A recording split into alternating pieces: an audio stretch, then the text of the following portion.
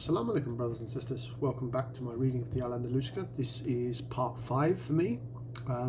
We left off where the coins were being minted from the 720s. Al-Salam, as part of his physical reforms, minted the first purely Arabic coins with the sort of clear and eloquent inscriptions which characterised Umayyad coinage throughout the Caliphate. This suggests the development of financial administration, and there is not until the reign of Abd al-Ramessin II, 822 to 52. That caliph lasted long. That we hear of the original mints in Cordoba. Gold coins were struck in small numbers in the early years, but the use of gold was abandoned after 744 to 45. Therefore, silver dinaries were the standard issues. This political establishment was typical of many areas of the early Islamic state. The conquerors and their descendants firmly in control, using the revenues of the provinces they saw fit, obliging governors to work with them or be forced out, and bitter hostilities to any attempt to undermine their position, either by a central government or by any other group attempting to grab a share for themselves. Attacks on France and the few remaining areas of resistance in the north of the Iberian Peninsula were the major events. Many members of the Visigoth aristocracy had made their peace with the Muslims, but a few had fled northward, or among the Peleus. In the north, these exiles joined forces with the local people, always resistant to a central government. Together they opposed the Muslims in a difficult and inaccessible mountain areas of the northern flanks of the Pescas de Europa. Here they seem to have elected Pelorus as king and been victorious in a small encounter known to history as the Battle of Corvadon, and traditionally dates in 717. Reports of the Arab historians do not mention this trifling setback, but the later Christian sources, the Battle of Corvadon marks the first stage in a long struggle to expel the Muslims from Spain and has acquired a legendary importance.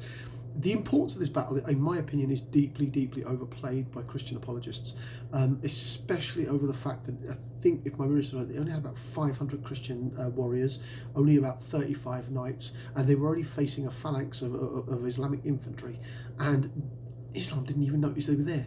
It's completely unimportant to the time period, relatively speaking, as far as Islamic Spain was concerned. At the time, the Muslims were much more concerned to invade France, which offered prospects of booty, wholly lacking in the hospitable valleys of the Cantabrian Mountains. Details are sketchy, but there were at least 4 expeditions, the first launched at the very beginning of the conquests, the other 3 led by the governor in person. In 721, Al-Salam Bel Malik al-Qawalim led an expedition against Toulouse, on which he himself was killed in the summer of 725. Now remember, Toulouse in France at this point was a fucking big fortress. Okay, Muslims getting killed there isn't unusual. Islamic Spain attacked that city multiple times and multiple times repelled because that fortress was constantly reinforced. Because the kings of France were not idiots. Once they saw what happened to Spain, they wised up and built those fortifications quite sizable.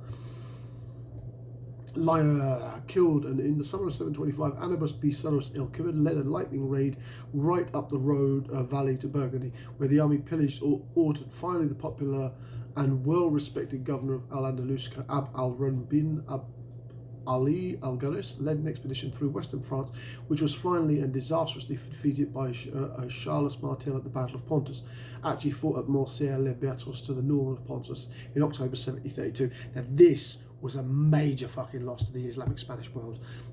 They lost something like 5,000 men. It was an absolute massacre. Historians from Gibran onwards saw the Battle of Pontus as a major turning point in the event, which marked the end of the great Muslim conquest, which had begun a century beforehand. Literally, the loss of so much Muslim manpower at that point was an end towards that side of the Islamic expansion. Remember, later on we have the Turkish expansion coming in from the other direction, but relatively in the psyche of the Islamic world, France was almost impenetrable, which had begun a century before. More recently, scholars have tended to play down its effects. It was clearly significant in establishing the power of Charles Martel and the Carolingians in France, but it also had profound consequences in the Muslim Spain. It signalled the end of Gamma, booty economics.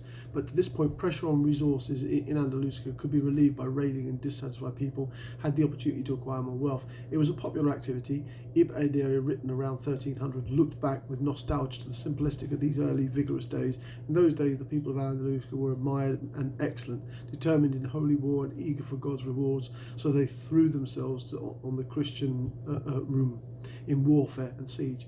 There were not wars of expansion, and not attempts seem to have been made by the Muslims to settle any area north of Narbonne. The purpose of the raids were to take booty and to establish the prestige of the governor, whose most important public functions were the leadership of the Muslims in prayer in the mosques and in battle against the infidels.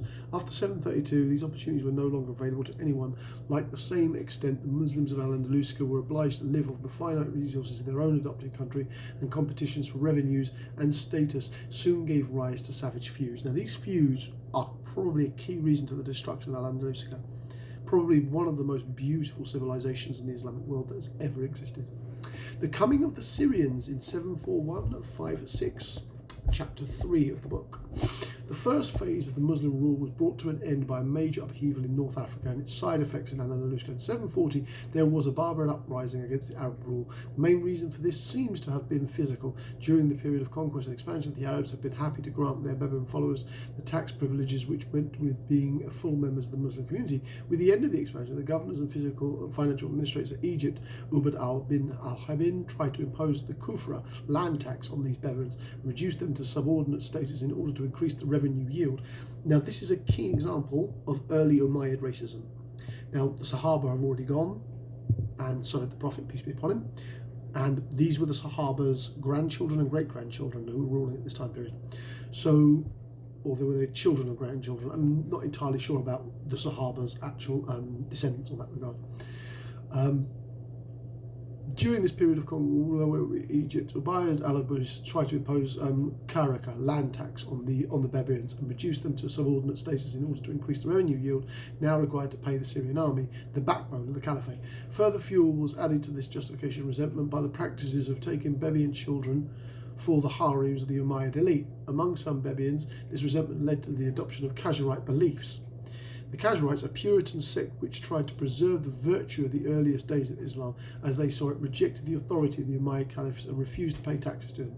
In a very short period of time, the whole Maghreb had slipped from the control of the governors. In response to the complete defeat of the local forces, the Caliph Hissan, 724-43, set about recruiting a new army of Syrians. Syrians at this time were divided into a number of fairly small administrations until called Judes, which were used as the basis of which the army was raised. Soldiers were recruited from the Judes of Quinisum, Hims, Damascus and Jordan, and on their way to North Africa they were joined by soldiers from Egypt who were held to form a separate Jude. These Judes were divided by more than the bureaucratic lines. By the Middle Umayyad period, all of them were dominated by one or other major tribal groups, Qawza, Murad or Yemen. The origins of the divide between northern or Qawza-Mudran Arab tribes and southern or Yemen has been the subject of considerable controversy. In theory, these groups were super tribes, united by a common ancestry against their foes, but their genealogy theoretical disguised parties based on region and political interests. To add to the confusion, it would seem that these labels meant different things in different areas. In Syria, the division was basically between their tribes, Yemen, which were established in the area before the coming of Islam, and the other Qawza-Muslim, which migrated northwest from the Arabs in Arabia in the aftermath of the Muslim conquest. These divides have been sharpened and made much more acute at the bloody battles of Musharrad in 684, when the Yemen supporters of the Umayyads had defeated the Qawza opponents, inflicting injuries which were never forgotten. Really, never forgotten. Even today, you ask why are the Saudis dropping bombs in Yemen? As politically incorrect as that is, there are feuds that do last that long. In northwestern Arabia, Umayyads had defeated the Qawza opponents, inflicting injuries. The Umayyads, but the rift remained and increasingly undermined the power of the Umayyad Caliphate. Of the Judes at the time, Damascus and especially Qawza-Syrian were quasi-dominant. Hind, Jordan and Palestine were Yemen, as were most of the Egyptians. The military expedition against the Bedouins were led by Qawza commander Kuthran ibn Lired, with his nephew Baz bin Bisr al-Qawzari as second in command. It was not a success. In September-October 741, the Muslim army was defeated on the river Subu in northern Morocco, and the survivors, about 10,000 strong, now led by Baljan bin Bisr, fled north to Situ. Here, completely cut off from their homelands, ragged and starving, they were in a desperate straits. In vain, they appealed to the governors of Al-Andalus, Ibn Qurm, for help, but he refused. That was tribal feuding. From my own readings that I know, the reason he refused was because he was one of the opposing tribes that had had his people left behind by the commander. Meanwhile, the Bedouin uprising in North Africa resulted in similar upheavals in Al-Andalus. There had been rumbles of discontent in the peninsula before. According to the Chronicles of 754, the Chronicles are incredibly... The Chronicles of Andalusia are probably the most important document when talking about Andalusians. A Bebian, the chronicles distinguish the Bebian Murrah from Arab Saracenians, called Munzar, hearing that his fellow Bebians in North Africa were being oppressed by the Arabs, raised a rebellion in the northern frontiers of Al-Andalus, possibly trying to establish independent lordship in Cereda. This was probably in 729. The next year, Munzar made an alliance with Irido, Duke of Aquitaine, but in 731 the governor, Ab al-Rashmin al-Ghufis, launched an expedition against him, and he was finally surrounded in Cereda and was obliged to commit suicide in order to evade capture. The rebellion in 741 was much more serious. Ubad al-Bid al-Hasim had appointed Ubaq bi al-Hashid al-Surus as governor of Andalusia to implement his strict physical policies. The Andalusian Arabs were fiercely opposed to him because the policies threatened their physical status, perhaps because they feared it would provoke the Bebians of Al-Andalus to civil rebellion. In 740, there was a coup d'etat in which Ibrick was forced to resign and was replaced by Abd al-Malik Qatam al-Faris, a venerable figure chosen by the people of Al-Andalus. It seems, however, that this change was too late to avoid the uprising. In the autumn of 741, there was a major revolt in the northwest, and the Arabs were driven out of the land north of the Cordovan centre, so putting an end to the Muslim occupation of the area. The Bebians marched south towards Cordoba, and Ibn Qatin found himself unable to resist their efforts. In his panic, he looked across the straits for allies. Baj and Abd al-Malik began to do business. Baj's men were so desperate that he was prepared to agree to almost any conditions which would see them fed, and he accepted that his men should fight the Bebians and then return to North Africa when their work was done. His only real stipend was that they should return as a group rather than be dispersed to be at the mercy of their enemies. In the spring of 742, the Syrians were helped to cross into Andalusia. The battle-hardened Syrians under Balja joined the Andalusian Arabs, led by Ibn Qatin, to defeat the Bebians in a fierce battle near Toledo. In the aftermath of the victory, the Syrians were reluctant to leave these fertile and promising lands, where we are told the Arabs lived like kings and returned to the hardships of North Africa. Relations between Bashik and Abdul el-Malik soon broke down, and Bashir launched a coup which left the old governor dead and himself and his Syrian followers in control. This could not go unavenged, and the old established Arabs, now called Badajarian, people of the country in distinction to the Semitan or Syrians, launched a counterattack, led by two of Al-Alik's sons. In August 742, this attempt was decisively defeated near Cordoba, but Bajik was mortally wounded in the battle. Nonetheless, the Syrians remained in possession of Cordoba and chose a new governor from their own ranks, who defeated the opposition, composed of both Arabs and Bebians, which had regrouped in the Merida area. Many Arabs of distinguished lineage were sold cheaply as slaves. The next year, 743, a new governor was sent from Khorasan by Hasban bin Sufris, apparently in response to a position from Andalusicans of all parties who wanted peace. Abdul Qatar al-Hassan bi Diran al-Kiras was a member of the Yemen aristocracy of Damascus. Kalam was one of the leading Yemenite tribes of Syria, and he attempted to solve the outstanding problems of the province. His first secured the release of all the Arabs and Bebians captive, and then set about providing for the Syrians who now clearly had been accommodated in Al-Andalusia.